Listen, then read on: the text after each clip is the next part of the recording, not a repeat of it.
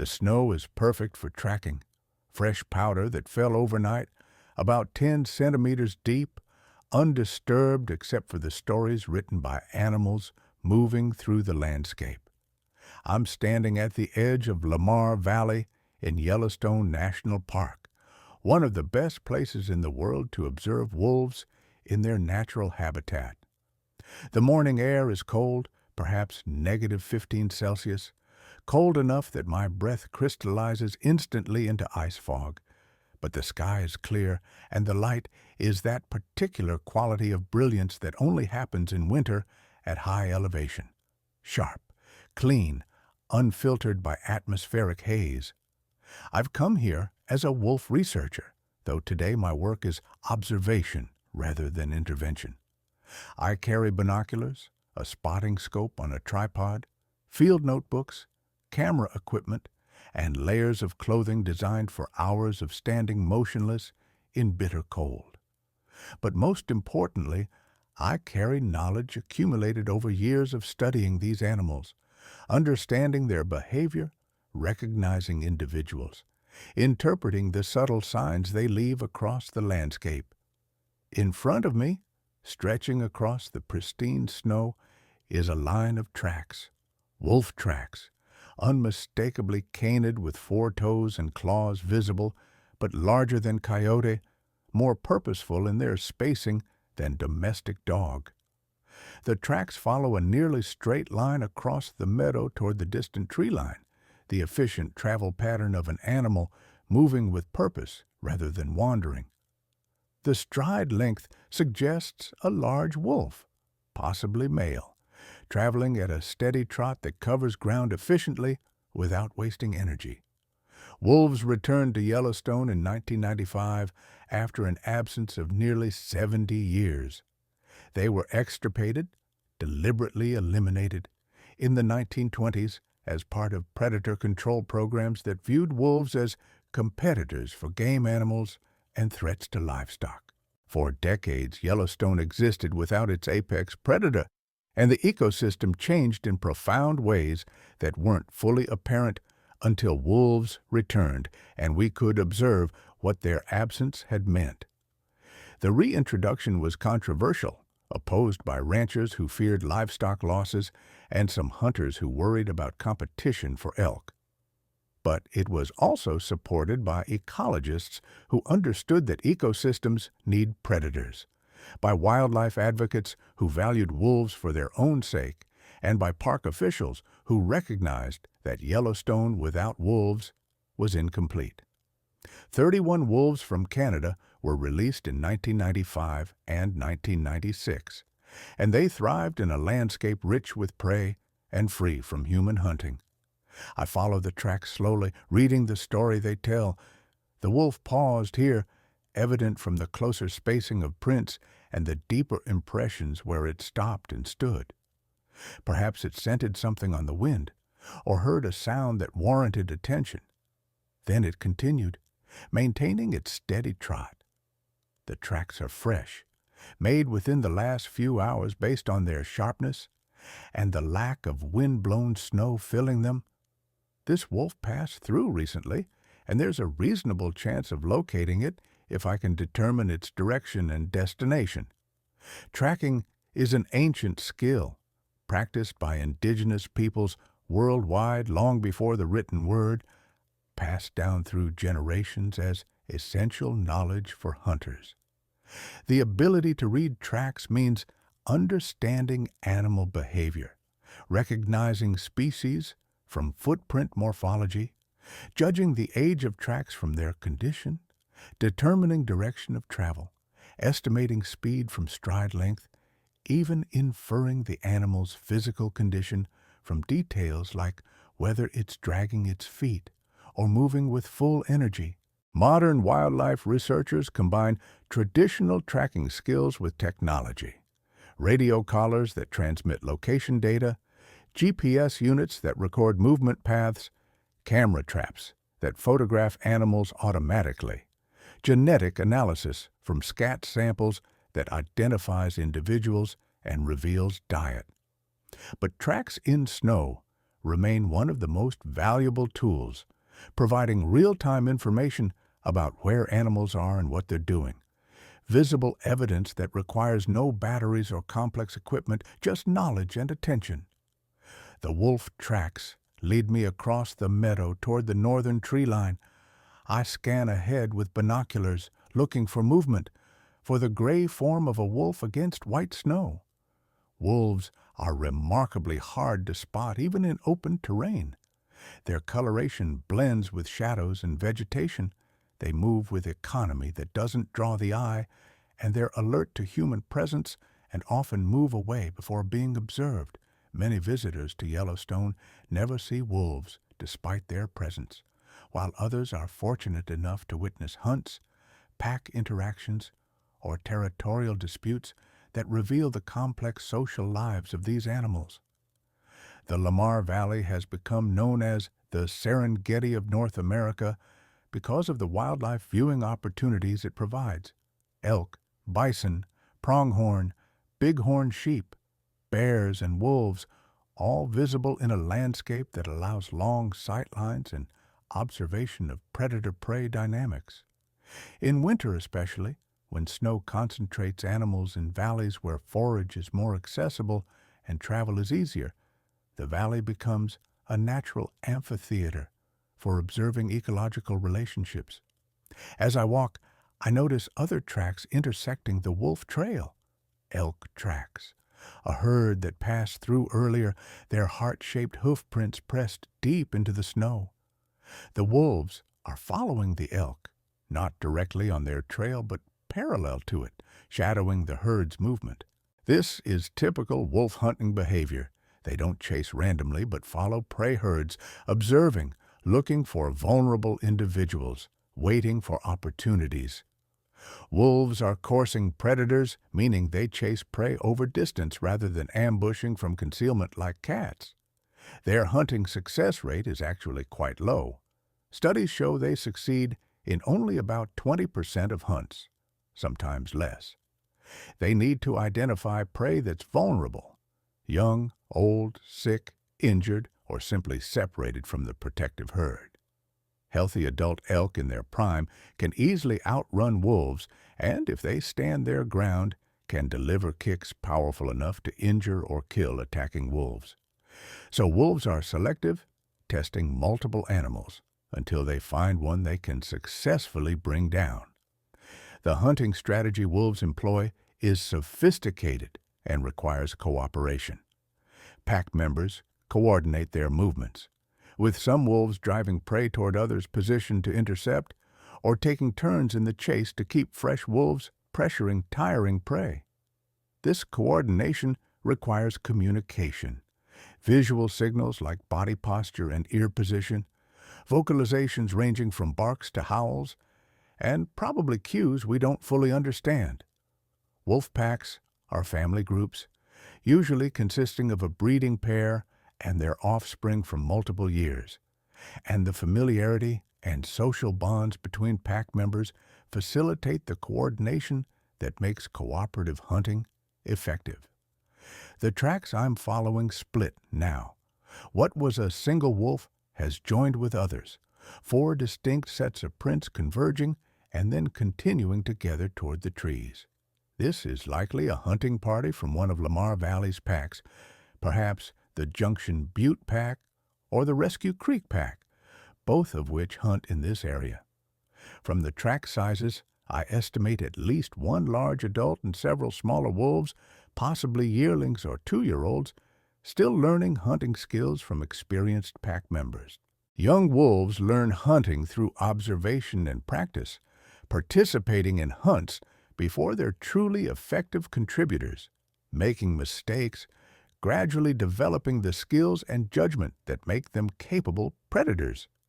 A 2-year-old wolf might enthusiastically chase prey that an experienced adult would recognize as too risky or unlikely to succeed.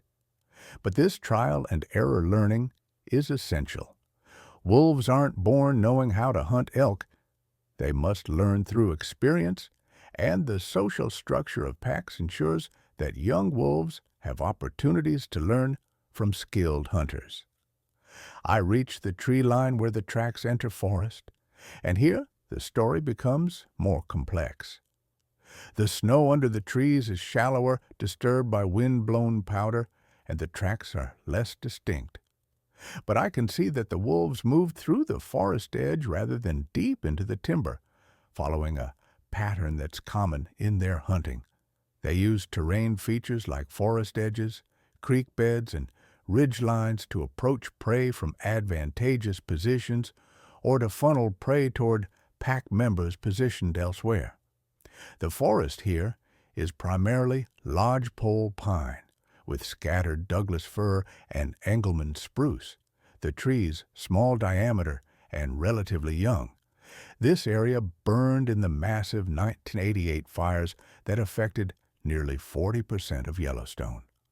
Fire is a natural and essential part of greater Yellowstone ecosystem dynamics, and the 1988 fires, while shocking in their extent, initiated a period of ecological renewal. The young forest that grew after the fires provides different habitat than mature forest, supporting different wildlife communities, creating the mosaic of habitat types that promotes biodiversity. I noticed something interesting in the snow ahead, a depression where a wolf bedded down, the body heat and pressure melting and compressing the snow into a distinct oval shape. The bed is sheltered slightly by a fallen log, protection from wind, and positioned where it offers a view of the meadow below. Wolves often rest during the day, particularly after a successful hunt when they've fed heavily, but they also rest between hunting efforts, conserving energy while remaining alert for opportunities. Beside the bed are yellow stains in the snow, urine marking, a common wolf behavior that serves multiple functions. Urine marks convey information about the marker's identity, sex, reproductive status, and possibly pack affiliation. They're placed strategically along territory boundaries and travel routes, creating a chemical map that other wolves can read. Territories are crucial for wolves. They defend areas large enough to support prey populations sufficient for pack needs, and territory size varies with prey density. In Yellowstone, where elk are relatively abundant, territories might be 200 to 300 square kilometers, while in areas with lower prey density, territories can be much larger. The scent marking system wolves use is remarkably sophisticated.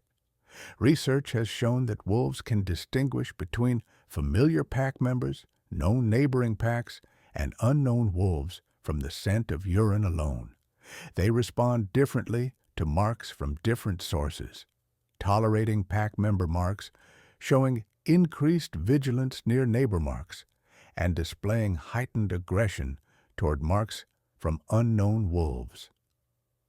This chemical communication system allows wolves to maintain territories and social structure without constant physical confrontations that would be energetically costly and dangerous. I continue following the tracks, now moving parallel to the forest edge, and I begin to see signs of increased activity. Tracks converging, areas where snow is heavily disturbed, suggesting multiple wolves moving in different directions. Through binoculars, I scan the landscape ahead and notice dark forms against the snow about 800 meters distant. Wolves, 5 of them, bedded down in a loose group. Even at this distance with the spotting scope, I can make out details. The alpha female, recognizable by the radio collar she wears, distinctive coat patterns on several individuals, the relaxed postures of animals at rest but alert. Radio collaring wolves is essential for research, but also controversial. The collars provide invaluable data, movement patterns, territory boundaries, pack dynamics, mortality events, but they also represent human interference with wild animals, require capture operations that stress the wolves, and aesthetically mar the appearance of these magnificent predators. Researchers minimize collaring typically placing collars on just 1 or 2 wolves per pack, enough to track pack movements without collaring every individual. The data collected has revolutionized our understanding of wolf ecology and made possible the sophisticated management that allows wolves to coexist with human activities in the greater Yellowstone area. I set up my spotting scope and spend time observing the resting wolves. They're remarkably calm, occasionally shifting position, one standing briefly to stretch before lying down again, another engaging in a brief play ball toward a packmate that's ignored. The social bonds between pack members are evident even in these quiet moments. They rest close together, oriented toward each other, maintaining the social cohesion that's fundamental to wolf pack function. Wolf social structure has fascinated researchers and the public alike, though some popular understanding is based on outdated research. Early studies of wolves in captivity described rigid dominance hierarchies with alpha wolves maintaining control through aggression. But research on wild wolf packs revealed a very different picture. Packs are family groups, and what appears to be dominance is usually just the natural authority of parents over offspring. The breeding pair makes decisions about movement and hunting not through aggression, but through experience and the deference offspring show to parents. The term alpha wolf has been largely abandoned by researchers studying wild wolves, though it persists in popular culture and, unfortunately, in dog training communities, where it's used to justify dominance-based training methods that misunderstand both wolf and dog behavior. The researcher who originally popularized the alpha concept, David Meck, has spent decades trying to correct the misunderstanding, explaining that wolf packs are families, not groups of unrelated individuals competing for dominance. The breeding pair leads because they're the parents, and their offspring cooperate because that's how families function, not because they've been dominated into submission. Understanding wolves as families rather than hierarchies changes how we interpret their behavior. When a breeding female approaches a kill first, it's not because she's exerting dominance, but because nursing females have the highest nutritional demands and the pack benefits from her being well-fed so she can successfully raise pups. When young wolves defer to parents during disagreements, it's the same dynamic seen in human families where experienced parents make decisions and young adults generally follow parental guidance, not because they're dominated, but because they recognize their parents' greater experience.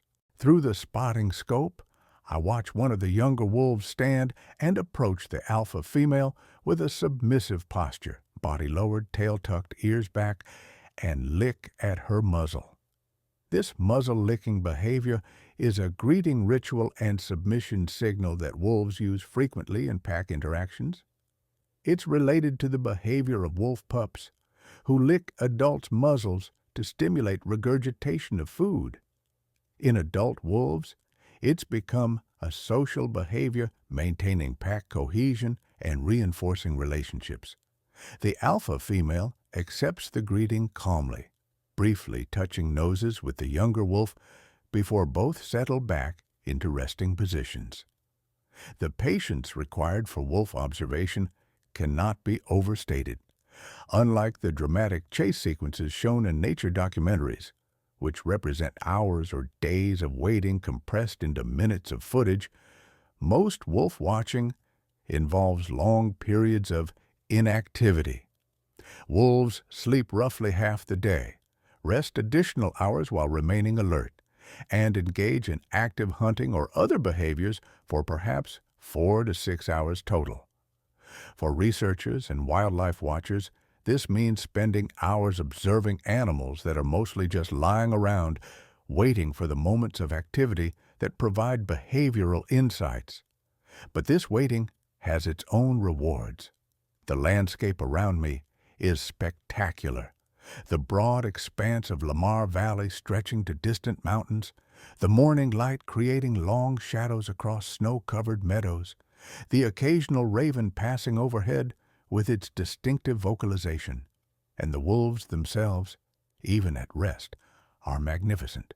Their fur dense and luxurious, adapted for survival in temperatures far below zero, their physical form representing millions of years of evolutionary refinement as pursuit predators. Wolf fur is a marvel of natural insulation. The outer guard hairs are long and water-resistant, shedding snow and rain, while the dense underfur provides insulation through trapped air layers. Wolves can sleep comfortably in the open during snowstorms, curled nose to tail with their thick tail covering their face, the snow accumulating on them actually providing additional insulation. They can hunt effectively in conditions that would kill humans in hours.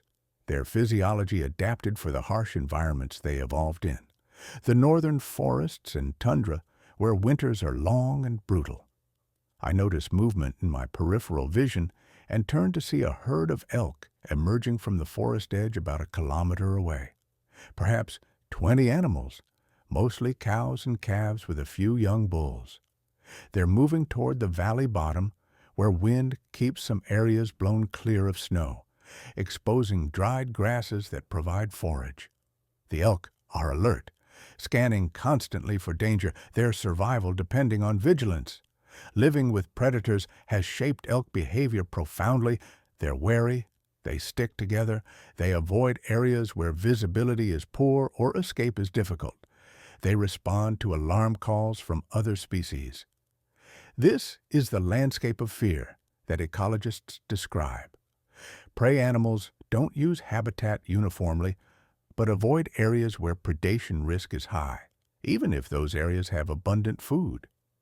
Before wolves returned to Yellowstone, elk were bold, spending significant time in vulnerable areas like streamsides and valley bottoms.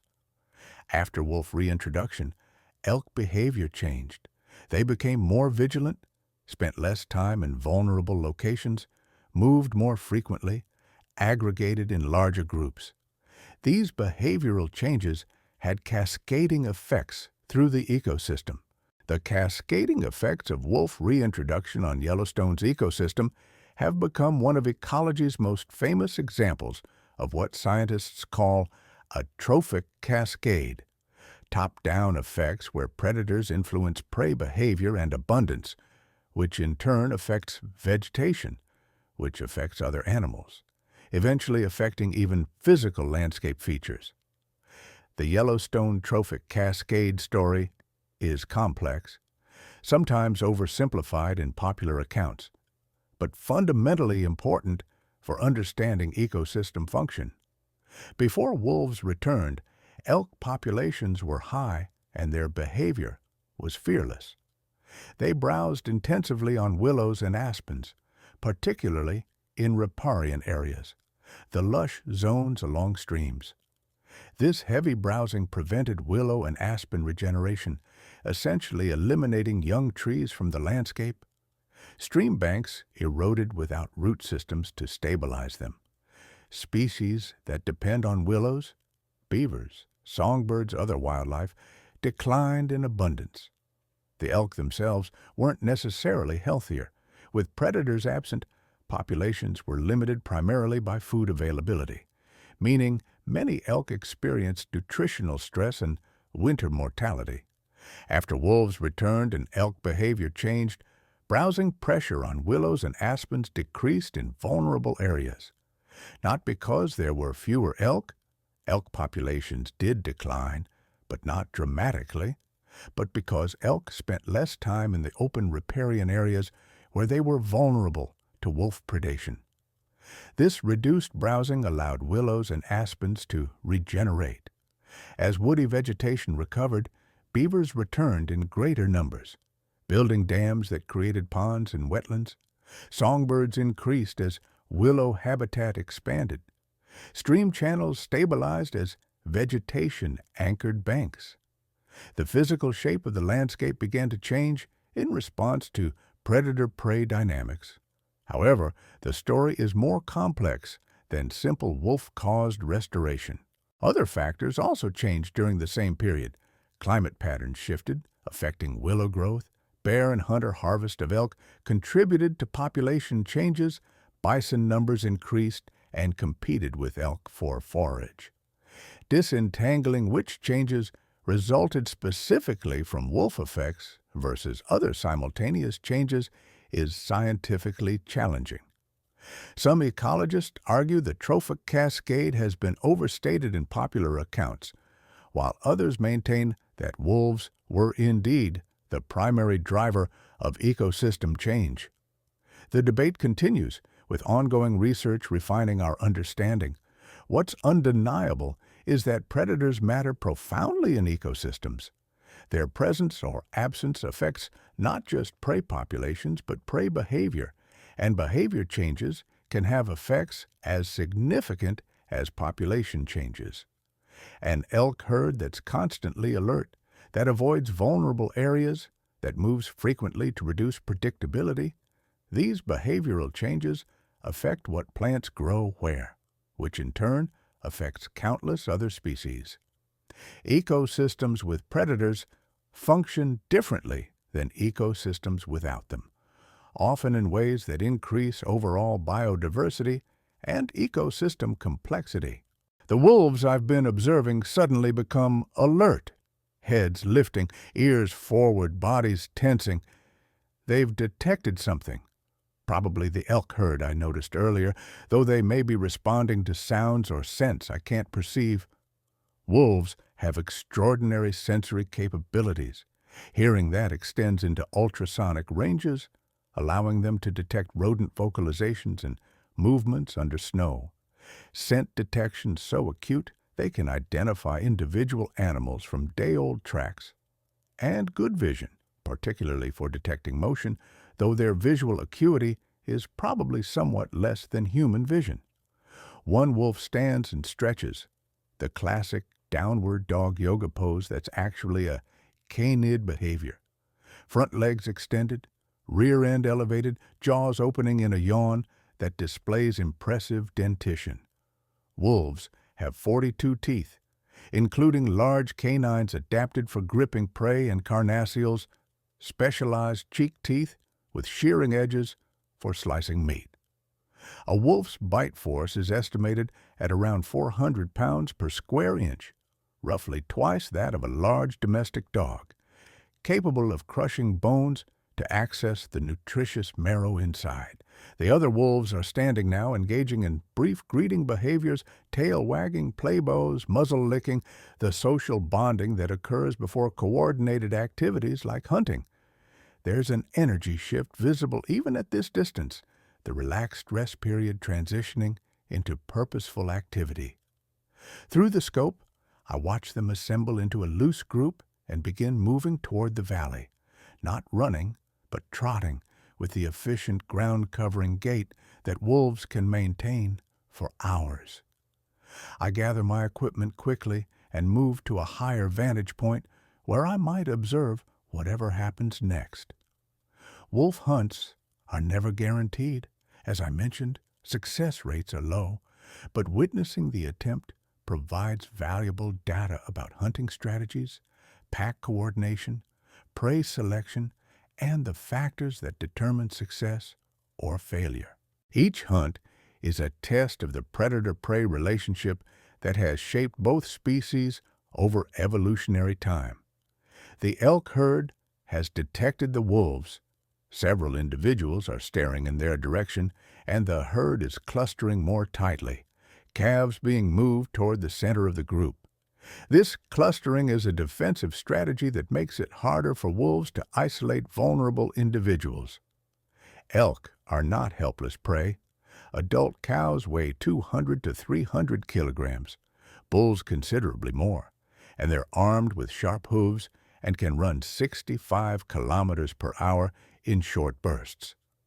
Their strategy is vigilance, group cohesion, and when necessary, either standing to fight or fleeing, depending on circumstances. The wolves are approaching cautiously, still several hundred meters from the elk, not rushing, but closing the distance steadily. From my elevated position, I can see what the wolves probably can't yet. There's one elk at the herd's periphery that's limping noticeably, favoring its right front leg. This individual will likely become the focus of the hunt if the wolves detect the injury. Wolves are remarkably good at assessing prey vulnerability through subtle cues, slight lameness, slower responses, altered posture, that indicate an animal might be catchable. The hunt unfolds with surprising patience. The wolves don't immediately charge, but continue their steady approach, allowing the elk herd to see them, essentially asking the question, "Will you run?" Elk that are healthy and confident sometimes don't run, knowing they can defend themselves or escape if necessary. Elk that are vulnerable, or that judge the risk too high, will flee, and that flight often reveals which individuals are truly vulnerable. The injured elk makes the decision for the herd. It begins moving away from the wolves, limping obviously, and this triggers a general movement as the entire herd starts to trot away from the threat. But the injured elk can't keep pace, falling behind within seconds, and this is what the wolves were waiting for. The pack accelerates, converging on the struggling elk from multiple angles, cutting off its retreat options, driving it away from the protective herd. What happens next is difficult to watch despite understanding its ecological necessity. The wolves reach the elk and begin their coordinated attack, some grabbing its hind legs and haunches, attempting to hamstring it and slow it down, while others go for the nose and throat, trying to control the head and avoid the dangerous hooves. The elk fights desperately, kicking, spinning, trying to shake off its attackers, but hampered by the leg injury, surrounded by predators, it's increasingly unable to defend effectively. The entire sequence from initial contact to the elk going down takes perhaps 90 seconds, though it feels longer. When the elk finally collapses, the wolves maintain their holds until the struggling ceases. There's no prolonged suffering. Wolves need kills to happen quickly, because injured prey can injure or kill attacking wolves, and because the commotion might attract competitors like bears or rival wolf packs. The efficiency is remarkable and, in its way, merciful, compared to prey animals that die slowly from starvation, disease, or exposure. This is predation, neither cruel nor kind, but simply functional, the mechanism by which energy flows through ecosystems, the process that has shaped both predator and prey evolution for millions of years. The wolf pack has secured food that will sustain them for several days. The elk, which was injured and would likely have died slowly from its injury, infection, or eventual starvation when winter deepened, had a swift end. And the herd, relieved of a vulnerable member, can graze less anxiously for a time, their collective survival probability slightly improved. I document the kill location with GPS coordinates and photographs. This information will contribute to ongoing research on wolf predation patterns, prey selection, and kill rates. Researchers monitor wolves constantly, documenting kills through winter tracking, aerial flights, GPS collar data from collared wolves, and observations from researchers and wildlife watchers. This comprehensive monitoring has revealed that wolves in Yellowstone kill roughly one elk per wolf every 2 to 3 weeks in winter, varying with pack size, prey availability, and other factors. The data on wolf predation has helped address concerns about wolves decimating elk populations. While wolves do kill elk, the overall impact on elk populations is complex. Some elk mortality that occurred through other means before wolves, starvation, disease, vehicle collisions, has been replaced by wolf predation. Elk populations have adjusted to the presence of predators, finding a new equilibrium at somewhat lower numbers than the very high populations that existed without predators. but not the catastrophic declines that were feared. Elk hunting opportunities for humans continue, though in some areas, harvest quotas have been adjusted to account for predation. The wolves at the kill site are feeding now, and I observe through the scope as they tear at the carcass, consuming meat, organs, and bone. Wolves can eat enormous amounts in a single feeding session, up to 9 kilograms in one sitting, gorging when food is available, because they never know when the next successful hunt will occur. This boom and bust feeding pattern is typical of large carnivores, in contrast to the more consistent feeding patterns of herbivores that have reliable food sources. The feeding hierarchy at kills is more flexible than previously thought. While the breeding pair typically feeds first and has priority access, other pack members also feed, sometimes simultaneously, with the alphas. The social tolerance wolves show at kills, compared to the more rigid dominance hierarchies seen in some other social carnivores, reflects their family structure. Parents generally ensure offspring get adequate food because their reproductive success depends on raising surviving pups. Aggression at kills occurs, but it's typically directed at maintaining personal space rather than excluding pack members entirely from feeding. Within an hour, the wolves have consumed a substantial portion of the carcass, their bellies visibly distended. They move away from the kill to rest, lying down within 50 meters of the carcass in positions where they can watch for scavengers. The carcass will provide multiple meals over several days. Wolves will return to feed repeatedly until most edible material is consumed or until competitors like bears or coyotes claim the remains. This pattern of returning to cached food differs from coursing predators like African wild dogs that consume kills rapidly and don't return to carcasses. The ecosystem services provided by wolf kills extend far beyond feeding wolves. The carcasses become resources for an entire community of scavengers. Ravens, magpies, eagles, coyotes, foxes, and bears all benefit from wolf kills. Research in Yellowstone has documented over 50 species feeding on wolf kills. In winter especially, when food is scarce and energy demands are high, these carcasses can be crucial for scavenger survival. Ravens, in particular, have a fascinating relationship with wolves. They've been observed following wolf packs and calling to alert wolves to prey, possibly because they benefit from the carrion wolves provide. This scavenger community represents another way wolves affect ecosystems.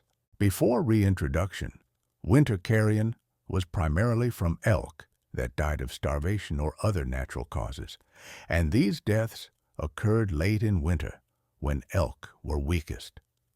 Wolf kills provide carrion earlier in winter and in different spatial distributions, in valley bottoms and along travel corridors rather than just in areas where weak elk happen to die. This changed carrion availability affects scavenger populations, potentially allowing higher densities of ravens, eagles, and other species. I notice ravens arriving already, 3 black forms appearing from different directions, their intelligence evident in their cautious approach. Ravens are remarkably clever birds, capable of solving complex problems, using tools, planning for the future, and engaging in behaviors that suggest sophisticated cognition.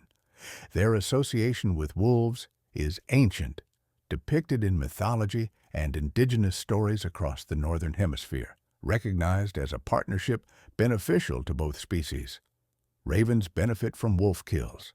Wolves possibly benefit from ravens' exceptional eyesight and their habit of calling attention to carcasses or vulnerable prey.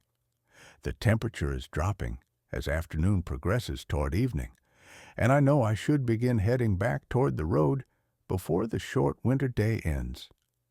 But I'm reluctant to leave this scene, this moment of witnessing predator-prey dynamics that have shaped this landscape for millennia. There's something profound about observing processes that operated long before humans existed, that will continue long after we're gone, that connect present to deep past through the unbroken thread of evolution. Before leaving, I scanned the landscape once more, fixing the scene in memory. The wolves resting near their kill, ravens hopping cautiously closer, the elk herd now distant and grazing again, having moved away from the kill site, but returned to feeding because they must eat to survive even with predators present.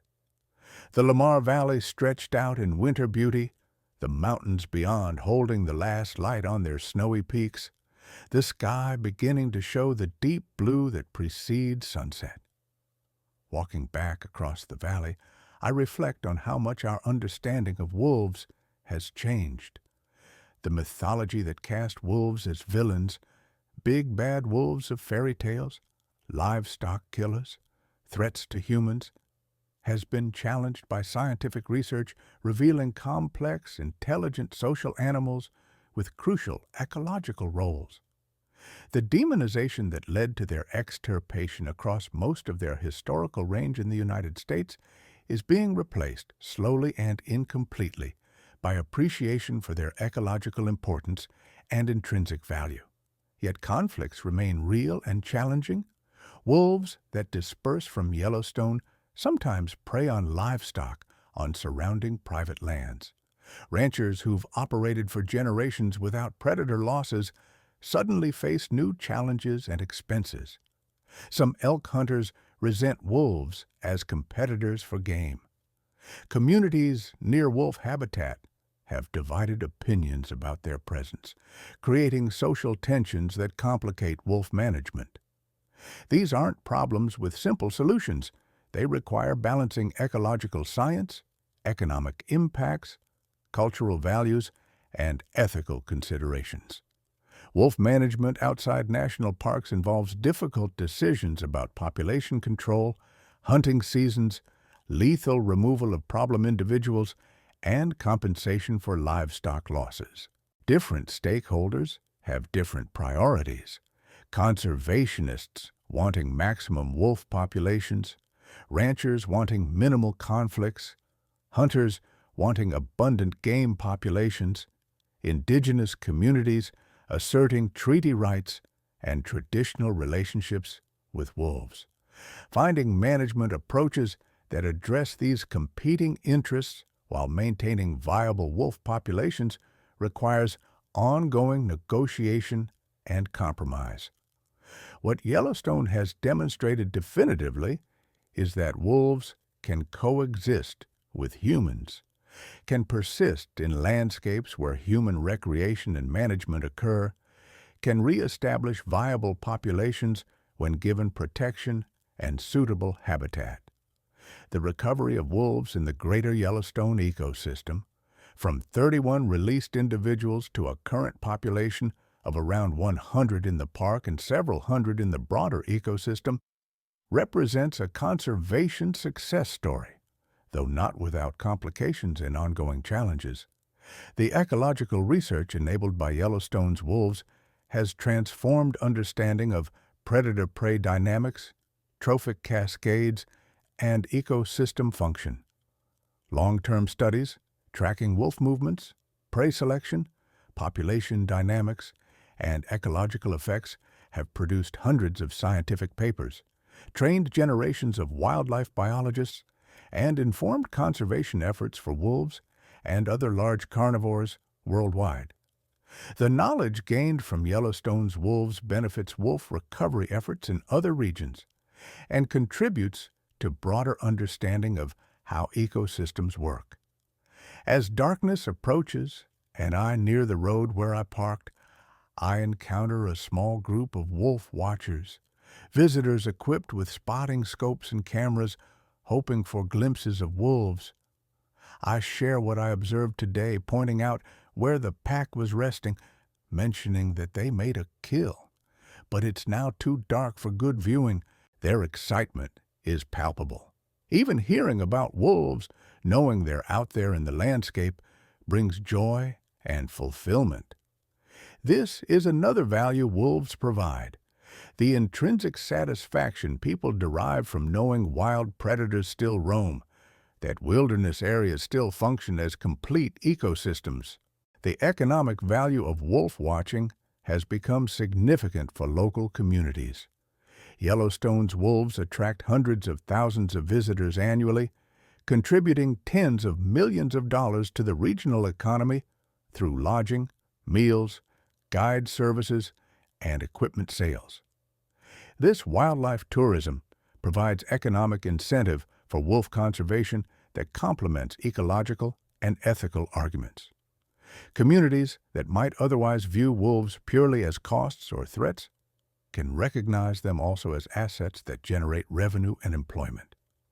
Driving back through the park as night settles completely, I think about wolf communication and the sounds that make them iconic. Wolf howls. Perhaps no wildlife sound is more evocative, more stirring, more capable of raising the hair on the back of human necks. Howling serves multiple functions for wolves.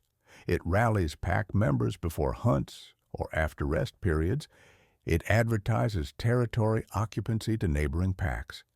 It locates separated individuals, and it possibly reinforces social bonds through group participation. Different howl types convey different information, though researchers are still deciphering the complexity of wolf vocal communication. Pack howling sessions are remarkable phenomena. One wolf begins, others join in at different pitches, creating harmonies that sound like far more wolves than are actually present. This harmonic variation is apparently intentional. Wolves deliberately choose pitches that differ from pack mates, creating the illusion of a larger pack, possibly to discourage rivals from challenging their territory. Recordings of wolf howls analyzed spectrographically show each individual has distinctive voice characteristics, allowing wolves to identify who's howling. Useful information for assessing whether all pack members are present or if someone is missing. Human responses to wolf howls are visceral and variable. Some people find them beautiful and stirring, others find them unsettling or frightening. Reactions probably rooted in ancestral memories when humans competed with wolves for prey and shelter and occasionally feared predation ourselves. In reality, healthy wild wolves almost never attack humans. Documented cases are extraordinarily rare, and most involved wolves that were habituated to humans or suffering from rabies. The fear wolves inspire in many people is disproportionate to actual risk, a cultural inheritance more than a rational assessment. Yet this fear has real consequences for wolf conservation. Political support for wolves rises and falls with public perception, and negative perceptions fueled by misinformation or sensationalized media coverage can undermine science-based management. Educational efforts emphasizing wolves' ecological roles, their low risk to humans, and the benefits they provide have helped shift public opinion. But attitudes remain deeply divided, often along rural-urban lines, with rural communities adjacent to wolf habitat more likely to view them negatively due to livestock conflicts and perceived impacts on hunting. I arrive back at the research station as full darkness settles. The sky now brilliant with stars undimmed by light pollution, the Milky Way clearly visible as a luminous band across the heavens. Inside, I begin the process of entering the day's observations into the database that tracks wolf locations, behaviors, and kills. This systematic data collection, accumulated over decades, has created an unprecedented record of predator-prey dynamics, allowing analyses that reveal patterns impossible to detect from short-term studies. One pattern that emerges from long-term data is the role of winter severity in predator-prey dynamics. Harsh winters with deep snow make elk more vulnerable. They expend more energy moving through snow, have more difficulty accessing forage, and are easier for wolves to catch in deep snow. These factors interact. Vulnerable elk provide more hunting opportunities for wolves. Better fed wolves produce larger litters. Wolf populations increase, elk populations decrease. Then, if a mild winter follows, elk vulnerability decreases, wolf hunting success drops, some wolf pups starve or are abandoned. Wolf populations decrease, allowing elk populations to recover. These oscillating dynamics create population cycles that play out over years or decades. Understanding these cycles is crucial for managing both predator and prey populations. Managers must recognize that population fluctuations are natural, not requiring intervention unless populations approach dangerous lows. The instinct to fix population declines by reducing predators or supplementing prey, often disrupts natural dynamics, and can cause unintended consequences. Ecosystems have regulatory mechanisms that function without management. Predator populations are limited by prey availability. Prey populations recover when predation pressure decreases. Allowing these natural processes to operate generally produces more stable long-term outcomes than constant management intervention. However, modern landscapes complicate these dynamics. Human-caused mortality, vehicle collisions, legal and illegal hunting, management removals affects wolf populations in ways that don't occur in purely natural systems. Climate change is altering winter severity patterns, potentially affecting predator-prey dynamics in unpredictable ways. Habitat fragmentation limits dispersal and gene flow. Diseases like canine parvovirus and distemper, maintained by domestic dog populations, periodically devastate wolf packs. Managing wolves in these contemporary landscapes requires acknowledging that purely natural dynamics no longer exist and making informed decisions about when intervention is needed. I review photographs from today's observations, selecting several that clearly show individual wolves for the photo identification database. Wolves can be identified by distinctive coat patterns, scarring, ear damage, body size, and facial features. Building visual identification catalogs for all pack members allows researchers to track individuals without requiring every wolf to be collared, reducing the need for capture operations. Photo ID has become an essential tool in carnivore research used for wolves, bears, big cats, and many other species where individual recognition provides valuable data.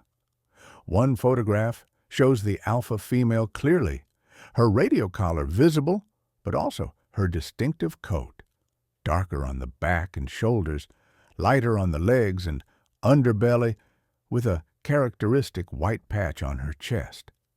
She's at least 7 years old based on records having been collared as a young adult and monitored since. 7 years is middle-aged for a wolf. Some live into their teens in protected populations, but average lifespan in the wild is typically 6 to 8 years due to injuries, disease, starvation, and conflicts with other wolves. In populations subject to hunting, average lifespan drops to just 3 to 4 years. The mortality risks wolves face are substantial. Injuries sustained during hunts can become infected or impair hunting ability, leading to starvation. Territorial conflicts with rival packs can be lethal. Wolves kill wolves, defending territories against intruders, and these intraspecific killing events are one of the major causes of wolf mortality in populations at or near carrying capacity. Pups face high mortality. In some populations, 50% or more of pups die before their first birthday from starvation, disease, or predation by bears or other wolves. Despite these mortality risks, wolf populations can grow rapidly under favorable conditions. Breeding pairs typically produce 4 to 6 pups annually, sometimes more. If prey is abundant and mortality is low, populations can double or even triple within a few years.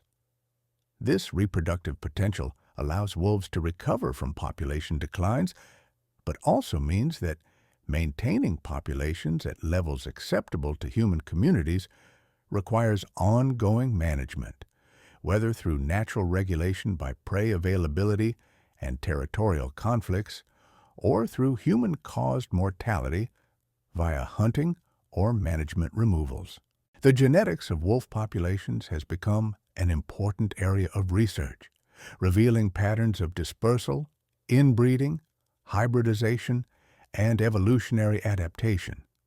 Genetic analysis of Yellowstone's wolves shows they maintain healthy genetic diversity despite originating from just 31 founders, because of ongoing immigration from wolves dispersing from other regions and because the population has grown large enough to avoid the genetic bottleneck effects that threaten small isolated populations. Genetic diversity is crucial for long-term population viability. It provides raw material for adaptation to changing conditions and helps populations resist diseases and parasites. One genetic concern in some regions is wolf-dog hybridization. Wolves can interbreed with domestic dogs, producing fertile offspring, and in areas where wolf populations are small and dogs are abundant, hybridization can occur. Hybrids are problematic because they dilute the wolf gene pool, potentially reducing fitness for wild living, and because hybrids sometimes exhibit behavior intermediate between wolves and dogs, making them potentially bolder around humans than pure wolves would be.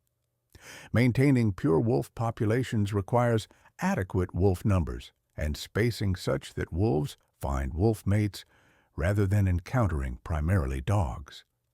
The taxonomy of wolves themselves has been controversial and remains somewhat unsettled. North American wolves were traditionally classified as the gray wolf, Canis lupus, with multiple subspecies recognized based on geographic variation in size, color, and morphology. The eastern wolf and red wolf were considered distinct species by some taxonomists, subspecies by others. Recent genetic analyses suggest complex evolutionary histories involving multiple divergences, historical hybridization between lineages, and gene flow that blurs species boundaries. The debate continues, with implications for conservation since species typically receive stronger legal protections than subspecies.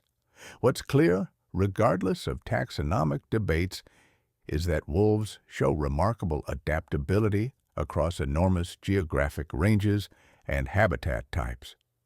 Gray wolves historically ranged across the entire northern hemisphere, North America, from the Arctic to Mexico, Europe, and Asia, occupying habitats from Arctic tundra to temperate forests to deserts. They've adapted to prey ranging from moose to caribou to deer to elk to bison to smaller prey like beavers and rabbits. This ecological flexibility makes wolves resilient and capable of recovery when given opportunity, but also brings them into conflict with humans across diverse landscapes.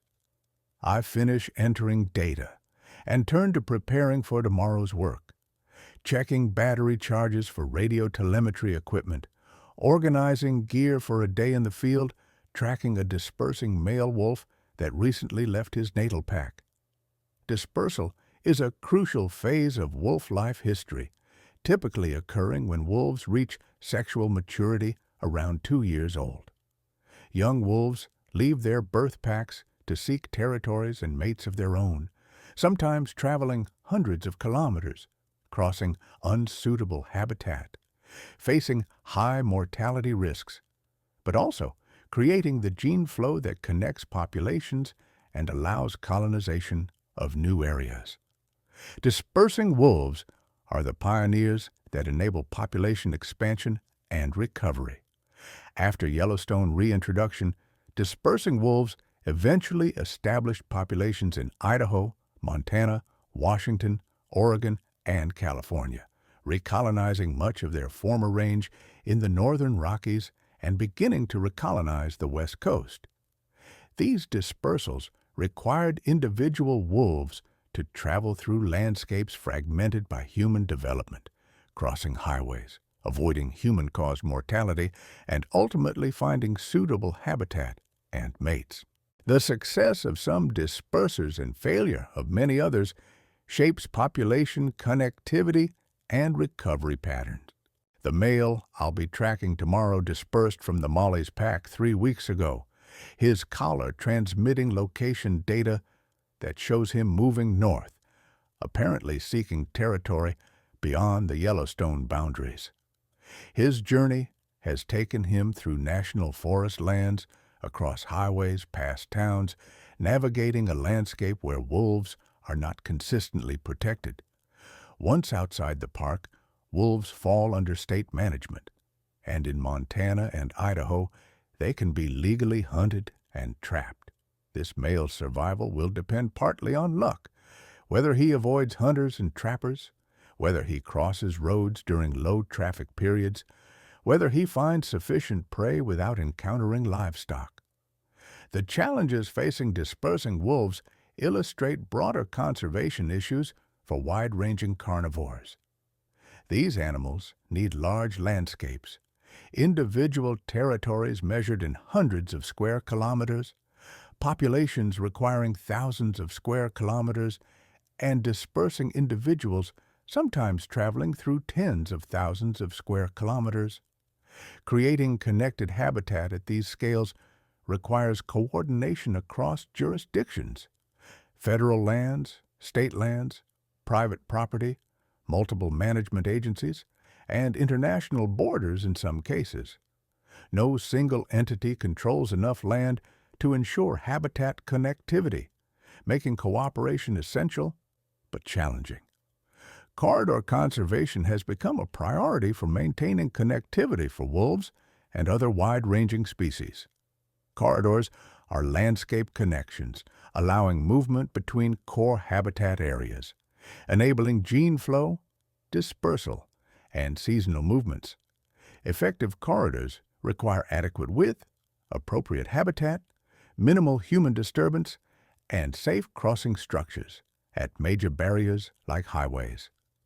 Identifying and protecting corridors requires landscape-scale planning informed by animal movement data, habitat modeling, and genetic analysis, showing where gene flow is occurring or is needed. I step outside briefly before bed, wanting one more taste of the winter night, one more moment with the landscape. The cold is sharp and immediate, probably negative 20 Celsius now, clear and still. Somewhere in the darkness, the wolf pack I observed today is likely bedded down, perhaps returning to their kill for a midnight feeding session, or perhaps digesting in warm pack huddles that share body heat. Other wolves patrol other territories across the vast Yellowstone landscape, living their lives according to rhythms shaped by prey availability, pack dynamics, and the endless territorial negotiations with neighboring packs. The night is quiet, but not silent. The soft hoot of a great horned owl hunting in darkness, the distant yip of coyotes, the subtle creaking of trees in the cold. Winter nights in Yellowstone have their own soundscape, different from summer's chorus of elk bugles and bird songs, more spare and clean, sounds carrying clearly in cold, dense air. Standing here, I feel the privilege of working in this landscape, contributing to understanding and conservation of these remarkable animals, participating in the ongoing story of wolf recovery. Inside again, warming frozen fingers, I reflect on the day's observations and what they represent. That hunt I witnessed was a single event, but it's part of patterns that scale up to population dynamics, ecosystem effects, evolutionary processes. One elk killed becomes energy flowing through food webs, nutrients cycling through scavenger communities, selection pressure maintaining elk wariness, and group cohesion. One successful hunt becomes part of statistics on predation rates, prey selection patterns, seasonal variation in wolf foraging ecology. Every observation contributes to understanding that accumulates across decades. The long-term perspective is crucial for understanding wolves and ecosystems generally. Short-term studies might capture one phase of population cycles, missing the oscillations that become apparent only across decades. They might observe ecosystems during unusual conditions, exceptionally mild or harsh winters, drought years, unusually high or low prey populations, and draw conclusions that don't apply to average conditions. Long-term research like that conducted in Yellowstone since reintroduction provides context that short-term studies cannot, revealing patterns and processes that operate on timescales longer than typical research grants or graduate student projects. This patient accumulation of knowledge exemplifies science at its best. Systematic observation, careful documentation, hypothesis testing, revision of understanding based on new evidence, building toward ever more sophisticated comprehension of complex systems. Wolf research in Yellowstone involves collaboration across dozens of institutions, hundreds of researchers, integration of data from multiple sources and methodologies, and synthesis across disciplinary boundaries: ecology, behavior, genetics, disease ecology, landscape ecology, conservation biology, human dimensions research. The human dimensions aspect has become increasingly important in wolf conservation. Understanding ecology is necessary but insufficient for successful conservation. We must also understand human attitudes, values, perceptions, and how they influence willingness to coexist with wolves. Research has revealed that livestock losses, while economically significant to affected ranchers, are actually quite small relative to other causes of livestock mortality. Across the northern Rockies, wolves cause less than 1% of total cattle and sheep losses, with disease, weather, birthing problems, and other factors causing far more mortality. Yet, the cultural and psychological impacts of wolf predation exceed what economic statistics alone would predict. Part of this relates to controllability and identity. Ranchers accept some livestock loss to disease or weather as unavoidable cost of ranching, but wolf predation feels different. It's loss caused by a predator that's protected by law, that they're not allowed to freely kill, and that threatens the traditional ranching lifestyle many families have practiced for generations. For some ranchers, wolves represent government overreach, urban environmental values being imposed on rural communities, loss of autonomy, and traditional ways of life. These symbolic dimensions make wolf conflicts about more than just dead livestock. They become proxy battles over cultural identity, land use, and who decides how landscapes are managed. Successful coexistence strategies must address both practical livestock protection and these deeper cultural dimensions. Practical approaches include range riders who patrol grazing areas and can haze wolves away from livestock. Fladry, flagging strung on fences that deters wolves through novelty. Turbo fladry that combines fladry with electric shock. Livestock guardian dogs, and in some cases, lethal removal of individual wolves that become persistent livestock predators. Financial compensation programs help offset losses, though they can't fully compensate for time spent dealing with problems or psychological stress. Cultural dimensions require different approaches: respect for rural communities and their concerns, involving ranchers in management decisions, acknowledging legitimate conflicts while also providing accurate information about wolf behavior and risks, finding common ground between conservation and ranching interests. Some programs employ former ranchers as wildlife conflict specialists, creating trust through shared background. Others facilitate dialogue between ranchers and conservationists to reduce polarization and build mutual understanding. Success stories exist where ranchers and wolves coexist through adaptive management and mutual respect, though conflicts inevitably continue in some locations. The economics of wolf recovery involve costs beyond livestock losses, reduced hunting opportunities in areas where elk populations decline, management costs for monitoring and addressing conflicts, and research costs, balanced against benefits from tourism, ecosystem services like scavenging that supports other wildlife, and the intrinsic value people place on biodiversity and intact ecosystems. Quantifying all these costs and benefits is challenging, and different stakeholders emphasize different aspects. But comprehensive analyses generally suggest that net economic impacts of wolf recovery are modest. Neither the catastrophic costs opponents predicted nor the overwhelming benefits some advocates claimed. I settle into reviewing literature about wolf pack structure and the factors that influence pack size. Pack sizes vary enormously, from just a breeding pair to packs of 30 or more individuals in areas with abundant large prey. In Yellowstone, average pack size is around 10 wolves, but this varies seasonally, larger in spring after pups are born, smaller through the year as mortality reduces numbers. Pack size affects hunting success, with very small and very large packs being less efficient per individual. Small packs struggle to bring down large prey, while very large packs split into subgroups that don't hunt cooperatively. The optimal pack size likely varies with prey type and hunting conditions. For hunting elk in summer, when they're healthy and vigilant, larger packs may be advantageous. For hunting in deep winter snow when prey is more vulnerable, smaller packs may be sufficient.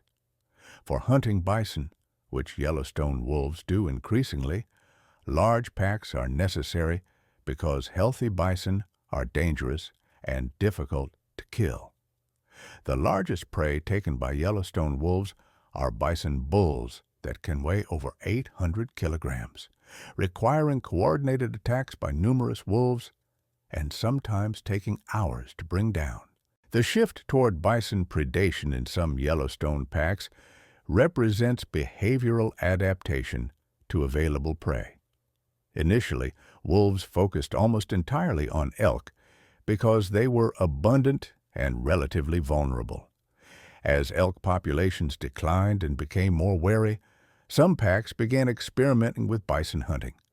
Young or sick bison proved vulnerable enough to be worth the effort, and over time, some packs developed specialized bison hunting techniques passed culturally from experienced wolves to younger pack members. This cultural transmission of hunting techniques, learning from observation rather than innate behavior, demonstrates wolves' behavioral flexibility and capacity for innovation. Cultural transmission in wolves extends beyond hunting techniques to include territorial boundaries, denning locations, migration patterns, and possibly even social behaviors.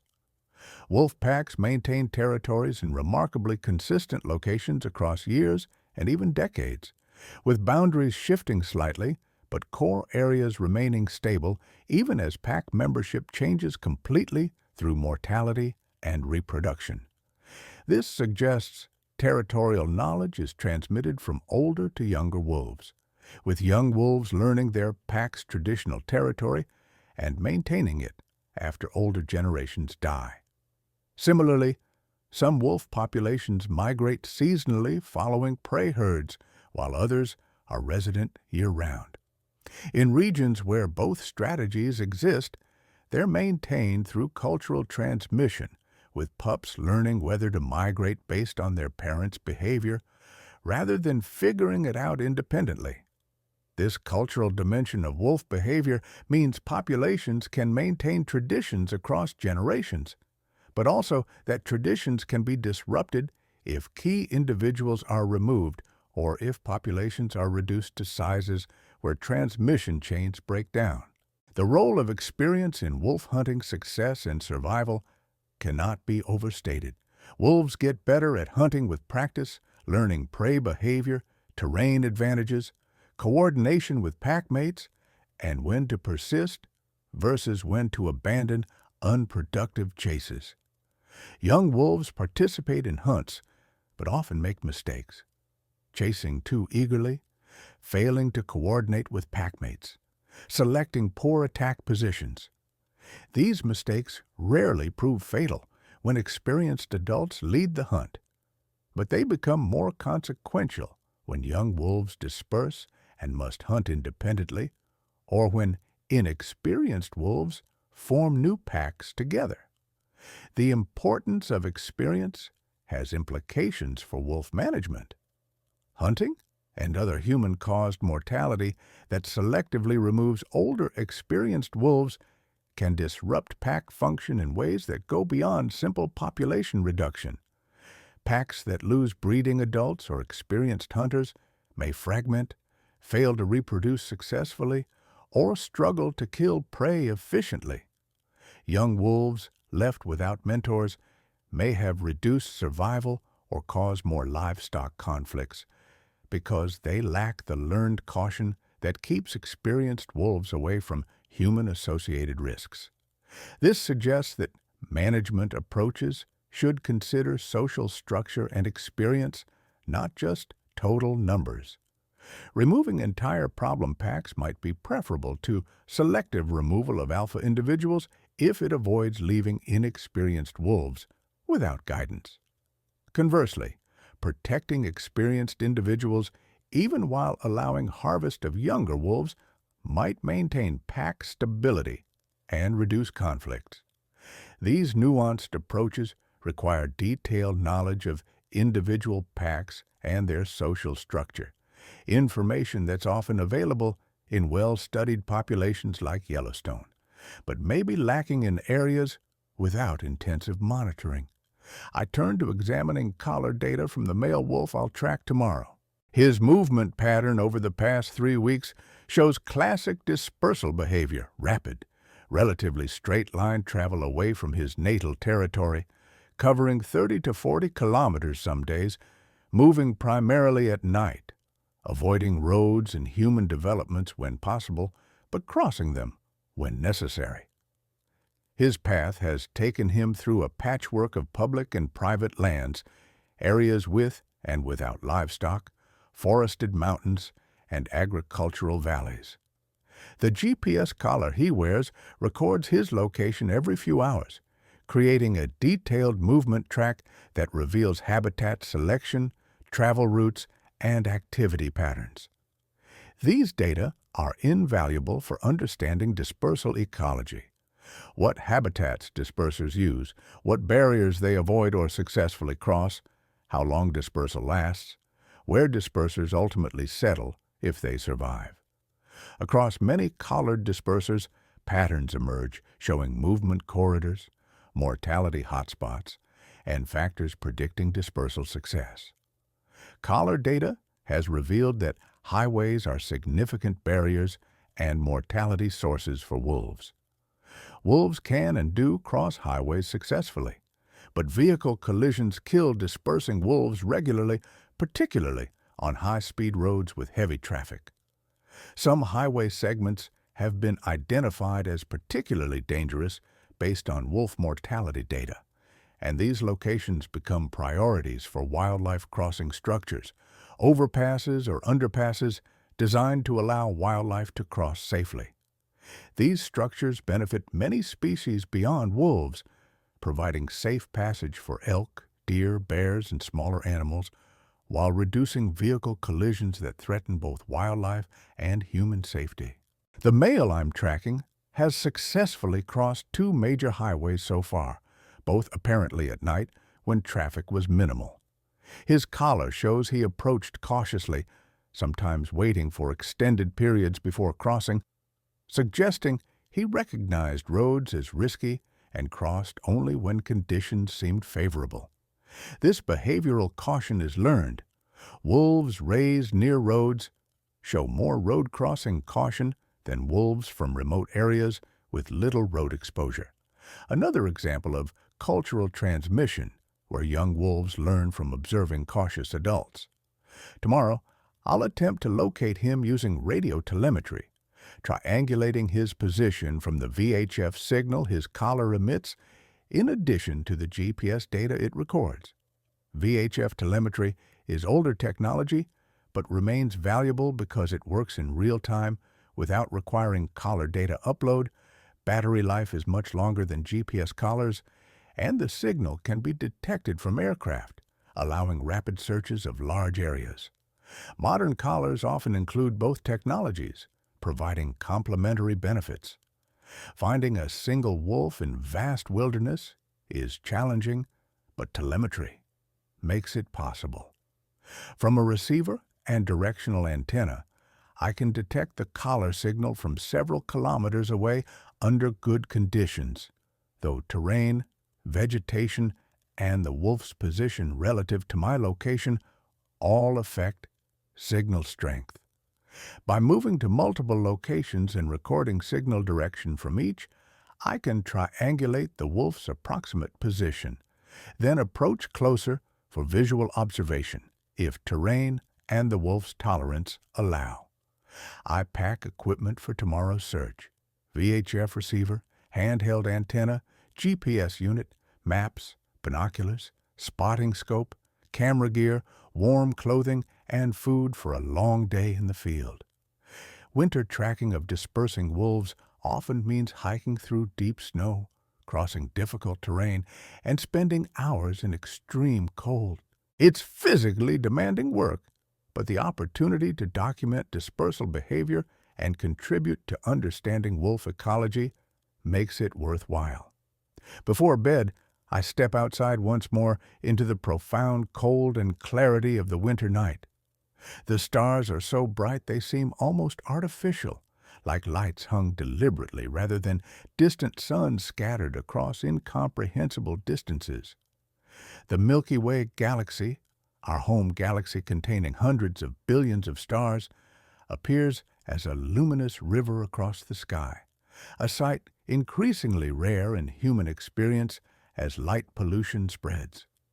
Here, in the greater Yellowstone darkness, the universe reveals itself in ways our ancestors saw routinely, but modern humans rarely experience. Standing in this darkness and cold, I think about the wolf I'll track tomorrow, alone in the landscape somewhere to the north, navigating unfamiliar territory, seeking a place to call his own, a mate to start a pack with, a future beyond the pack he grew up in. His journey is driven by instincts shaped over millions of years of conid evolution, but also by individual personality, learned behaviors, and choices made in response to specific circumstances he encounters. He's both product of evolutionary history and unique individual making his way through a complex, risky world. The dispersing wolf's journey mirrors the larger story of wolf recovery, individual animals taking risks, most failing but some succeeding, gradually expanding into new territories, recolonizing former range, reconnecting fragmented populations. Each successful disperser creates possibilities for new packs, for genetic exchange, for ecosystem restoration in places wolves have been absent. The cumulative effect of many dispersals over years and decades is range expansion and population recovery. The species-level change emerging from individual-level processes. Inside again, preparing finally for sleep, my mind remains with wolves. The pack I observed today bedded near their kill, the dispersing male somewhere to the north, the dozens of other wolves scattered across Yellowstone's winter landscape, and the thousands more across the recovering populations in the northern Rockies, Great Lakes, and other regions. Each wolf living its life according to imperatives shaped by evolution, adjusting to circumstances through intelligence and learning, navigating landscapes shared with humans in an uneasy coexistence that represents one of conservation's great challenges and opportunities. Sleep comes slowly, my mind still processing the day's observations and turning over questions about wolves, ecosystems, conservation, and the complex relationships between humans and predators. In the darkness, I imagine the wolves out there now, some resting, some active, some hunting, some traveling, all living according to patterns older than human civilization, carrying forward evolutionary lineages that stretch back millions of years through various canid ancestors to the origins of carnivorous mammals. The wolf lineage is ancient and successful. Canids first appeared roughly 40 million years ago, diversifying into numerous forms, experimenting with different body sizes, feeding strategies, and social systems. The genus Canis, which includes wolves, coyotes, jackals, and domestic dogs, emerged about 6 million years ago. Gray wolves, as a distinct species, appeared perhaps 1 million years ago, evolving to become one of the most widely distributed terrestrial mammals, second only to humans in their historical range across the northern hemisphere. This evolutionary success reflects wolves' adaptability, their capacity to exploit diverse prey types, habitats, and climatic conditions.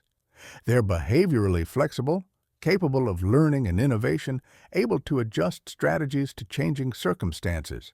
They're socially sophisticated, cooperating in ways that allow them to kill prey much larger than themselves and defend territories against competitors. And they're physically impressive. Powerful jaws, endurance for long-distance travel, ability to survive extreme cold and food scarcity. These attributes made wolves formidable competitors with early humans, both species pursuing similar prey using similar cooperative strategies. The relationship between humans and wolves is ancient and complex. Early humans likely competed with wolves for prey and occasionally for shelter in caves. But they may also have observed wolves' hunting success and scavenged from wolf kills, just as wolves likely scavenged from human kills. Some researchers suggest that humans learned cooperative hunting strategies by observing wolves. Others propose that human weapons, spears, atlatls, eventually bows, gave humans advantages in this competition, contributing to megafaunal extinctions as human populations expanded. The domestication of dogs from wolves represents one of humanity's first and most significant domestication events, occurring between 15 and 40,000 years ago, based on genetic and archaeological evidence. Exactly how domestication occurred remains debated, whether humans deliberately captured and bred wolf pups, or whether less fearful wolves began associating with human settlements to scavenge food scraps and gradually became incorporated into human societies. Either way, the result was remarkable. The transformation of a wild apex predator into domestic partners that would eventually diversify into hundreds of dog breeds serving countless roles. Yet, even as humans domesticated dogs, we maintained complicated relationships with their wild ancestors. Wolves featured prominently in mythology and folklore across cultures, sometimes as noble, sometimes as threatening, often as powerful beings deserving respect. Indigenous cultures in North America generally viewed wolves with respect as fellow hunters, as spiritual beings with important roles in creation stories and ceremonial practices. European traditions more often cast wolves as threats, the big bad wolf of fairy tales, the werewolf of horror stories, livestock killers to be feared and eliminated. These divergent cultural traditions influenced conservation attitudes and policies. When European settlers colonized North America, they brought attitudes toward wolves shaped by European traditions and by conflicts with wolves over livestock in Europe. Systematic wolf eradication programs across the United States in the late 19th and early 20th centuries drew on these attitudes, viewing wolf elimination as necessary for civilization, agriculture, and human safety. By the mid-20th century, wolves were extirpated from most of the lower 48 states, surviving only in northeastern Minnesota and Michigan's Isle Royale. The eventual shift toward wolf conservation and recovery reflected changing societal values, growing environmental awareness, recognition of ecological roles predators play, increased appreciation for wilderness and wildlife, and legal protections like the Endangered Species Act, passed in 1973. Wolf recovery in the northern Rockies, Great Lakes, and Southwest represents profound change in human attitudes toward predators, though attitudes remain divided and recovery continues to face challenges. Looking forward, wolf conservation faces both opportunities and obstacles. Potential exists for further range expansion and population recovery. Suitable habitat remains in portions of the Northeast, the Southern Rockies, the Pacific Northwest, and other regions. Genetic rescue could bolster struggling populations like Isle Royale, where inbreeding has reduced fitness. Improved coexistence strategies could reduce conflicts and increase tolerance in livestock areas. Growing public support for conservation and ecosystem restoration favors wolf recovery. But obstacles are formidable. Political opposition in some regions, ongoing conflicts with livestock and hunting interests, climate change effects on prey populations and ecosystems, habitat fragmentation limiting connectivity, and the challenge of maintaining public support for carnivore conservation as memories of wolf absence fade and conflicts become more salient. Wolf recovery is not a one-time achievement, but an ongoing process requiring sustained commitment, adaptive management, and continued investment in research, monitoring, and conflict resolution. The morning arrives gray and cold, another winter day in greater Yellowstone. I prepare for the day's work, tracking the dispersing mail, gathering equipment, checking weather forecasts, planning routes. The work of wolf research continues, monitoring, documenting, analyzing, contributing incrementally to understanding that informs conservation. Each day's observations add data points to long-term data sets. Each tracked wolf adds a trajectory to our understanding of dispersal. Each year adds to the temporal perspective that reveals patterns operating across decades. As I prepare to leave, I think about what wolves teach us beyond their own ecology. They teach about ecosystem complexity and interconnection, how predators affect prey behavior as much as abundance, how effects cascade through trophic levels to influence even physical landscape features. They teach about evolution and adaptation, how species shape and are shaped by environments over deep time, how behavioral flexibility enhances survival in changing conditions. They teach about coexistence challenges, how recovering species that conflict with human interests requires navigating complex social, economic, and political dimensions alongside ecological science. Most fundamentally, wolves teach humility, reminding us that ecosystems function through processes beyond our control, that eliminating species has consequences we don't fully anticipate, that restoring what we've disrupted is difficult but possible, and that sharing landscapes with wild predators requires accepting some risk, conflict, and uncertainty. The Yellowstone wolf restoration demonstrates that we can choose coexistence, that ecosystems can recover if given opportunity, and that intact predator-prey systems provide values, ecological, aesthetic, spiritual, that justify the challenges they present. Driving north from the research station into pre-dawn darkness, I watch for wildlife along the road, several elk crossing into the forest, a coyote trotting along the roadside, possibly heading toward a wolf kill to scavenge. The landscape is waking slowly, the gray light increasing gradually, revealing the snow-covered mountains and valleys in ever greater detail. Somewhere in this vast landscape, the dispersing male wolf is also waking, perhaps from a temporary bed in dense timber, perhaps already traveling, continuing his search for territory and future. The work of finding him will require patience, careful signal tracking, and likely considerable hiking through difficult terrain. But this patient work is how science proceeds, through accumulated observations, through following individual animals across landscapes, through documenting the details that eventually reveal patterns. Wolf research is ultimately about understanding how these animals live, how they interact with ecosystems, and how humans can share space with them while maintaining both wild wolf populations and human livelihoods.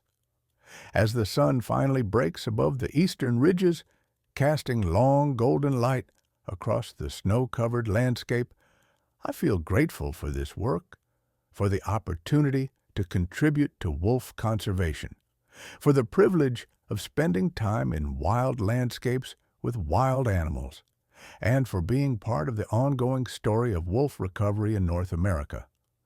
Wolves have returned to Yellowstone. They're reclaiming portions of their historical range. They're reminding us what complete ecosystems look and function like. And they're teaching us, if we're willing to learn, about coexistence, about ecology, and about sharing the world with creatures that challenge us, but also enrich our lives in ways we're still learning to appreciate. The radio receiver crackles to life as I raise the antenna, catching the faint beeping of the wolf's collar signal from somewhere to the north. Following that signal into the wilderness, I carry forward the work of understanding, the commitment to conservation, and the hope that wolves and humans can find ways to coexist across the landscapes we both call home. Thank you for joining this winter journey through Yellowstone, tracking wolves across snow-covered valleys and exploring the complex relationships between predators, prey, and the ecosystems they share. If these stories of patient observation and natural wonder help you find peace and restful sleep, please consider subscribing to our channel. Each tale we create invites you to slow down, to appreciate the intricate beauty of the living world, and to drift into dreams feeling connected to the wild places and wild creatures that make our planet extraordinary. May you sleep deeply, dream of wolves howling under starlight, and wake with renewed appreciation for the predators that complete our ecosystems. Good night, and thank you for walking this path with us.